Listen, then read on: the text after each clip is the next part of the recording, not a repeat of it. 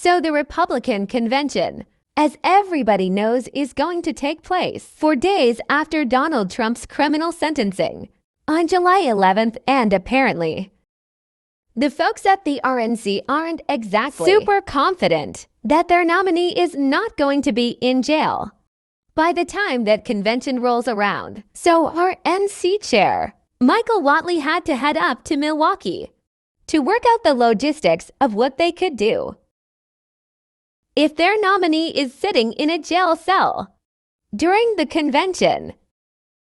Here is what Michael Whatley told Newsmax.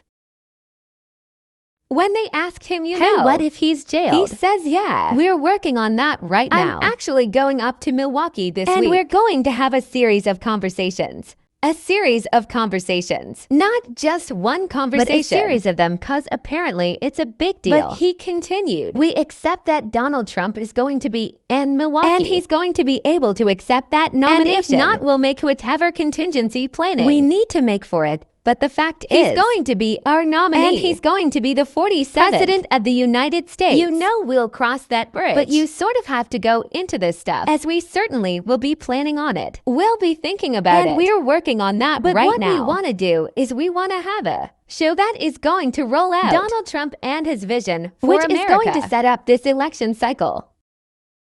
And we may have to do it via Zoom again because you know he could be in jail.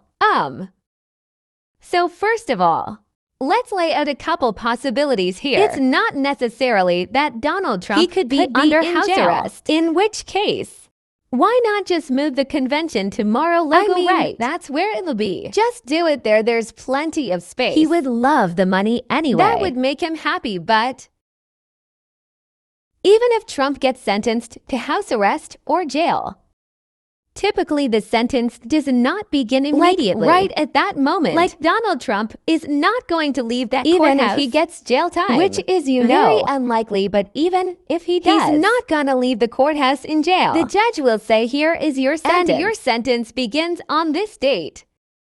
So Trump will not be under house arrest, and he will not be in jail when that convention rolls around. That's just not going to happen. And if it does, that's probably not a good thing. Would leave it open for a very easy appeal. So that's the realistic possibility there. But I also want to point out something here. There's a reason why Donald Trump installed his two cronies, Michael Whatley and his daughter-in-law, Laura Trump, as the head of the RNC. Because any normal person running the Republican Party right now would not be saying, hey, I gotta go to Wisconsin and try to work out the logistics if my guy's in jail. A normal person wouldn't do that. A normal person would be saying, hey, I'm gonna go to Wisconsin and work out the logistics on how we're gonna nominate somebody else. That's not gonna face the possibility of jail, right? Cause that's the obvious solution. Like, oh no, our nominee's in jail, wonderful. Pick somebody else.